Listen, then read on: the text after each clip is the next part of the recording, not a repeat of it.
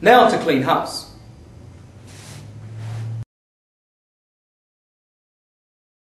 The abuse of polygyny is where the real issue lies.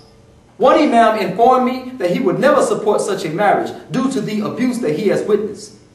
Of course, the abuse does not change the rule for any except the abusers. Nevertheless, this imam said he knew of an unemployed brother who was living off of 2 women on welfare. Now that's a low-down, dirty shame. Then we have sisters who make polygyny haram by threatening their husbands with a kufr divorce and custody vow. It would seem that they would rather their husbands have a girlfriend than to take on a second wife, preferring al-haram to al-halal. Seeking to sound Islamic in their response, some say, polygyny is halal, but I choose not to live in that situation. Therefore, I opt for divorce. وَعَسَىٰ أَن تَكْرَهُوا شَيْئًا وَهُوَ خَيْرٌ لَكُمْ وَعَسَىٰ أَن تُحِبُّوا شَيْئًا وَهُوَ شَرٌ لَكُمْ. We are Muslim. We don't believe in women on the side. We believe in wives in the front.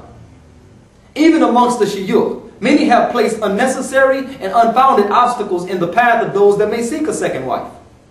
A woman must be a blind, a cripple, and a crazy before she can qualify to be a second wife.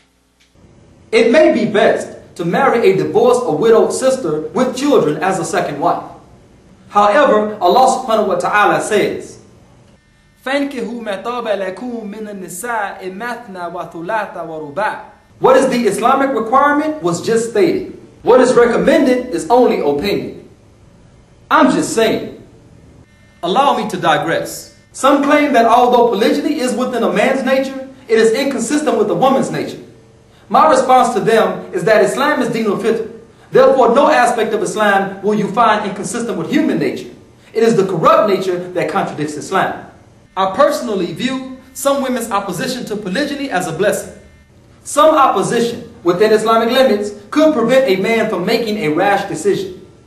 Lastly, some say, why not polyandry, or a woman having multiple husbands? This is simply not the physical or mental nature of a woman. Nevertheless, let's entertain this idea.